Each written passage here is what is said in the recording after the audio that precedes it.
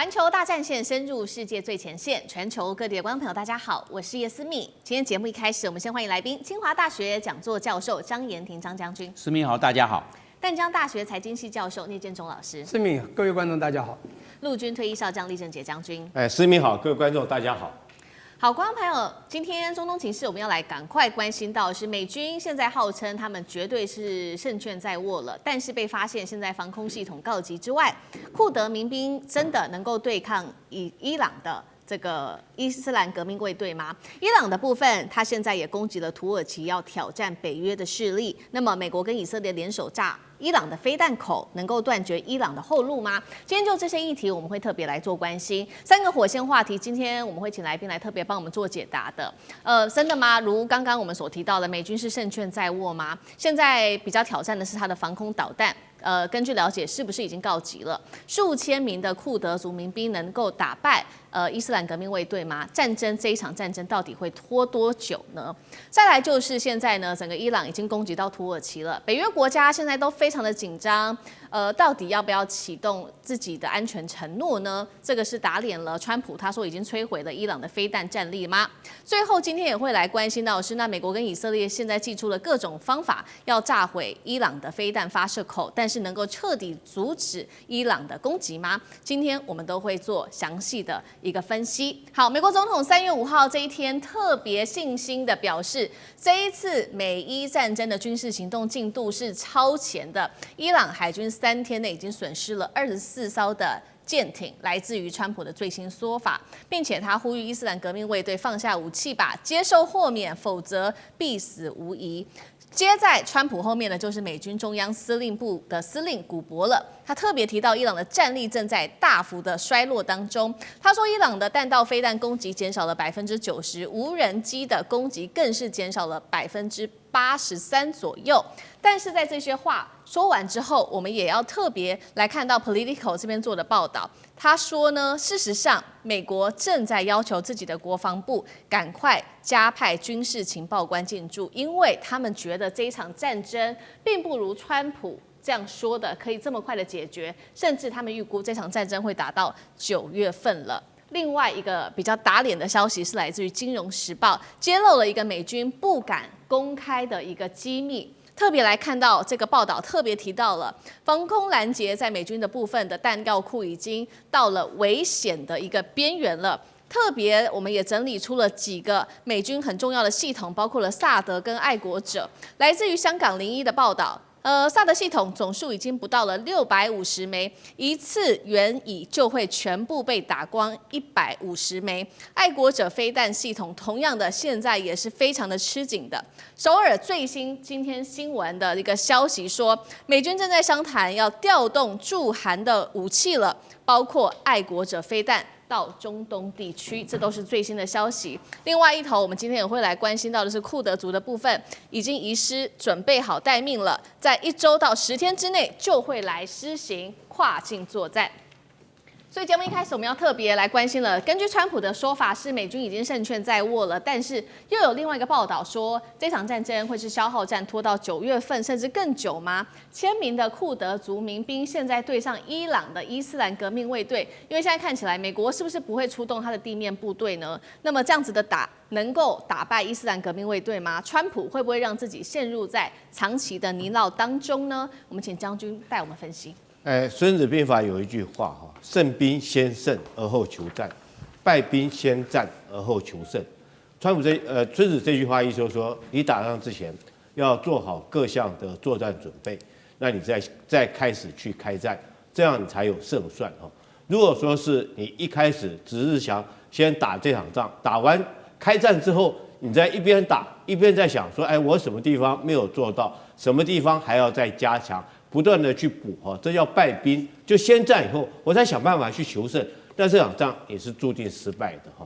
那我们验证孙子在兵法里面讲的这句话，不就是美军现在所面临的一个情形吗？他一开始这个认为他以海空军的力量就足以威慑让伊朗能够这个屈服，但是没想到开战之后，他发现光靠海空军的力量不够所以说必须要动用地面部队。那开始的时候，他原来川普一开始讲说4天，他想速战速决，他认为他集结的兵力海空军力量已经够了，但是发现打了以后发现不够哈，这个改成4周，现在甚至于说要打到9个月，这就是说一边打一边在做修正。那现在更扯的是要叫这个库德族的民兵哈从北边那边来攻打伊朗。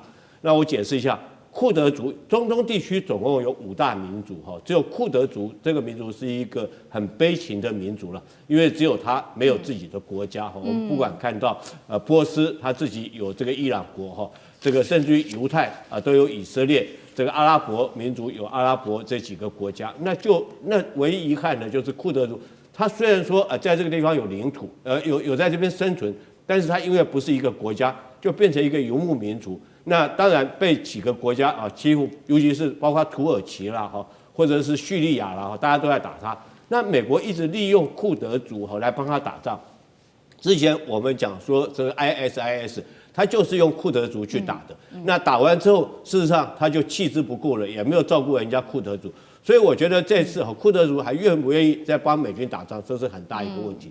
那为什么要用库德族去打这个伊朗呢？因为我们都知道伊朗它是什叶派，那库德族他们是逊尼派的，所以他认为说可以借着这个宗教上面的这种矛盾可以挑拨利用库德族来打伊朗，这是美国自己打的如意算盘。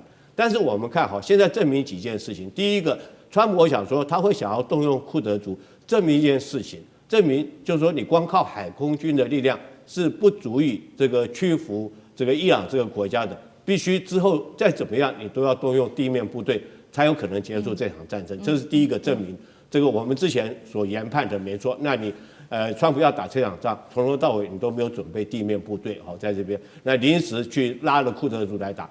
第二个，我们看看伊朗这个国土，这个打仗来讲的话，天地敌我水这5个因素你要考虑进去。天候地形，那我讲地形好了。地形来讲的话，伊朗之所以数千年以来没有被其他国家没有被其他民族所消灭过，就是因为它的地形非常复杂，它4周环山都是山脉，然后国土纵深非常的深远，你靠地面部队要入侵不是这么容易。我们都知道，从海岸线到这个德黑兰要1000公里长，1000公里你作战纵深要多久啊？那你光开车你要开多久？那你运这个弹药要运多久？如果说你只靠这个库德族民兵的力量来讲的话，它毕竟只是一支游击队，它没有持续的战力你后续来讲，后勤补给、弹药、粮秣等等来讲的话，他如果说就算库德族从北边那边入侵，他打到德黑兰，我觉得他力量是不够的。那第三个，我们看这库德族现在你能够动员的兵力也不过是数千人而已。那数千人大概就是一个团的兵力，一个旅的兵力，不到一个师的兵力。大家要晓得伊朗来讲，它虽然海空军现在长期被美国所制裁。所以它海空军是很弱的，它几乎没有什么海空军所以一开始这个川普讲说，海军已经彻底被打趴了，空军也没什么制空。可是不要忽略了，伊朗来讲的话，它的陆军作战力量还是非常具有实战力，尤其是它的革命卫队这是很有坚强的地面作战部队。所以库德族就算是你动用库德族，那能不能够击败这个伊朗的地面部队？我觉得这存在很大的疑问。所以我们看出来，川普来讲的话，他这场战争他已经是一边打，他一边想办法还要求胜，那已经注定所谓的败兵先战，然后再去求胜。好，所以我们看到整体美军现在战力的部分，在海空上面补给发生了很大的一个空缺的问题，这是来自于美方自己的媒体自己证实的消息。那兵力的部分呢，现在同样是面临很大的不足尤其现在光靠库德族是相当不足够的。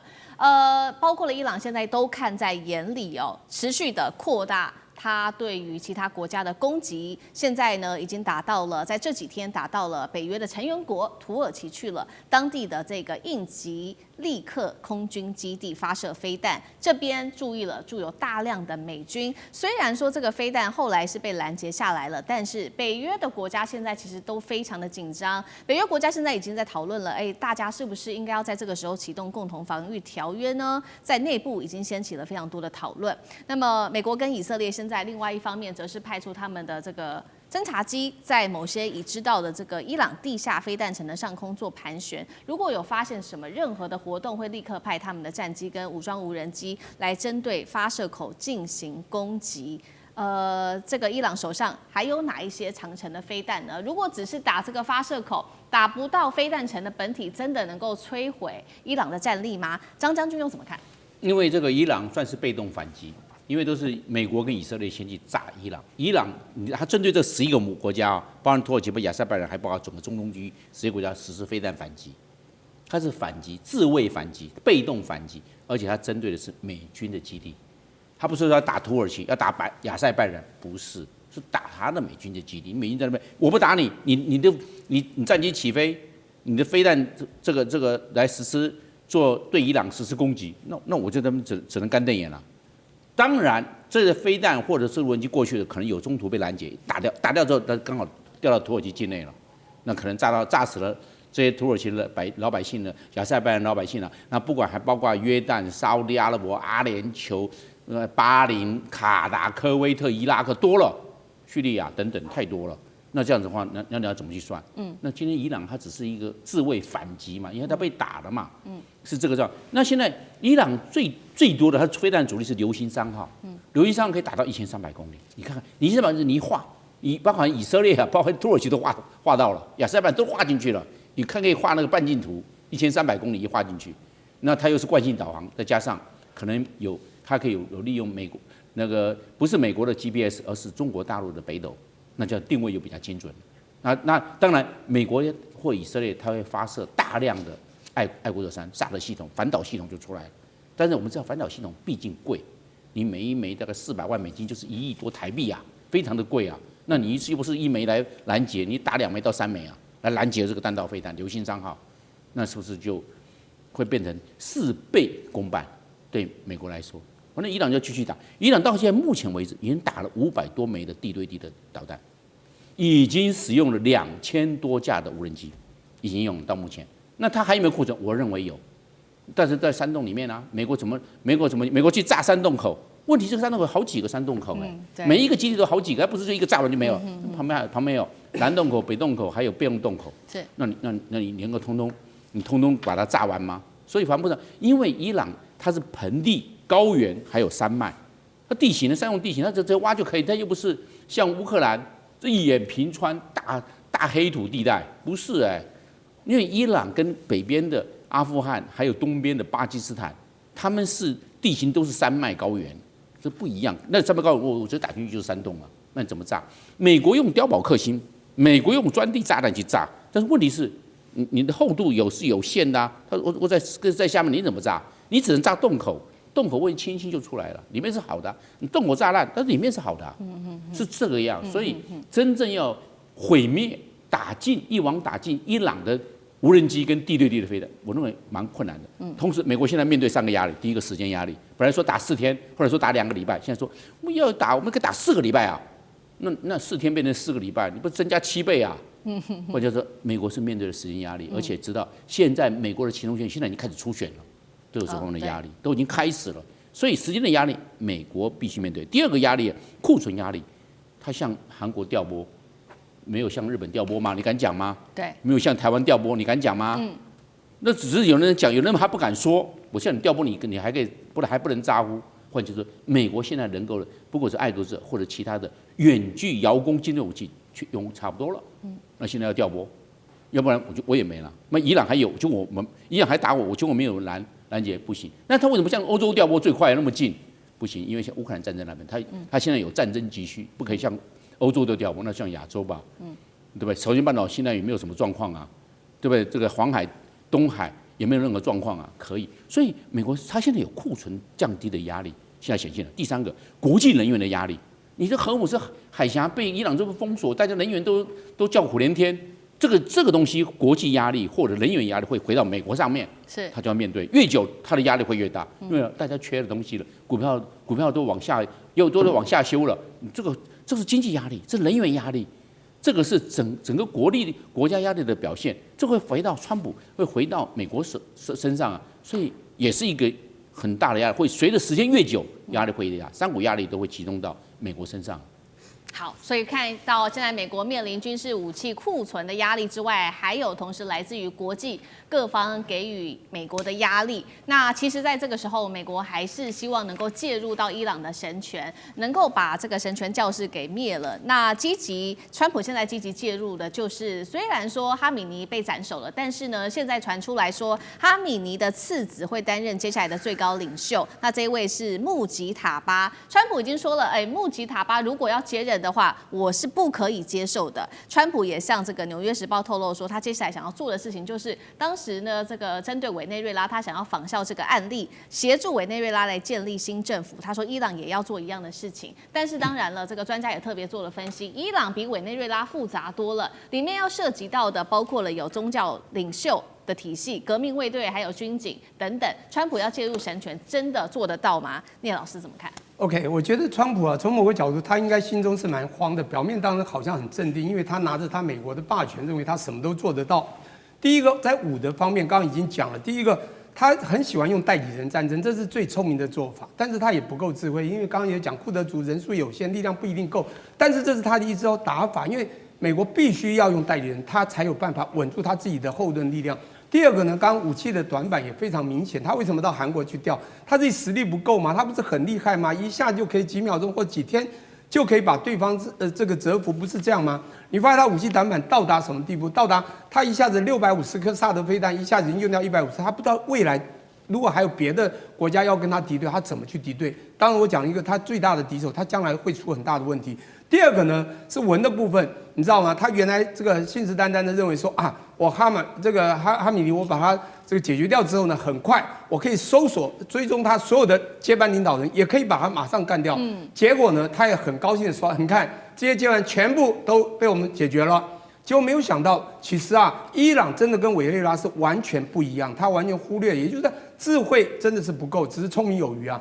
达到了什么地步？就是因为它的复杂性是这样子哈。第一个，在它的这个在革命卫队这个真正的神权体制里面呢，实际上它的每一个忠心的这个神权的人都是非常忠心的。当你打掉了部分人，其实每一个都有可能去接班，而且他们会同仇敌忾。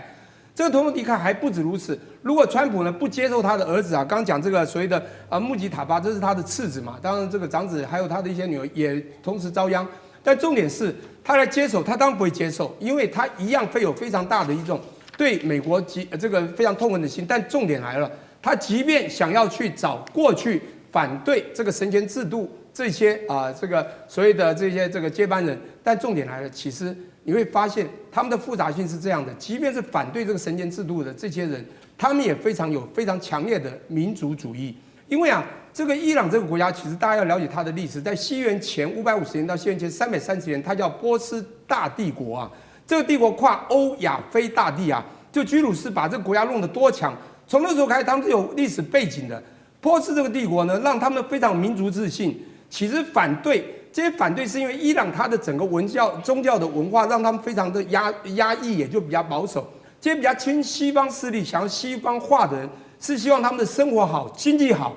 比较有自由派，他们反的是神权制度，但是不是反神权，因为神权主义是夹杂了他们非常复杂的民族主义。即便是反对的人，他也不会完全支持说，你今天来帮我推翻我的爸爸，叫我爸爸下台，我要接掌爸爸的事业。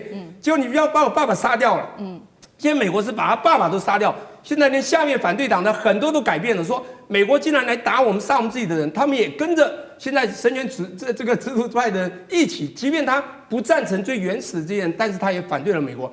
所以你会发觉，川普他现在要找接班人的确不容易。所以我觉得他慌了。当然，他最不能接受是他那个同个体系下来，他自己是哈米的儿子来接班嘛，对，他一定会非常的用更极端这个抵抗抵抗这个美国。当然，他可能不会直接打美国，在美国在中东所有的这个军事组织也好，或者说军事势力也好，或者所有的美国势力在那里可能发生的都会做同样的一些反击。现在重点来了，这个美国很奇怪，美国现在发现他打下去打这个不是他想象的。我讲川普不是想象中几天就能够收割了整个伊朗的所有，发现他好像要慢慢调整了，要多了几周，甚至还多了几个月。我觉得这个以伊朗的神权主义加上民主义的结合，他们的同仇敌忾，未来的这种民族性，美国可能会跌破了眼镜。好，谢谢聂老师。那我们休息一下，马上回来。地缘政治、内中之争、战略价值、强权崛起、小国生存，现在与未来洞悉事件走向，掌握世界脉动，全球观点尽在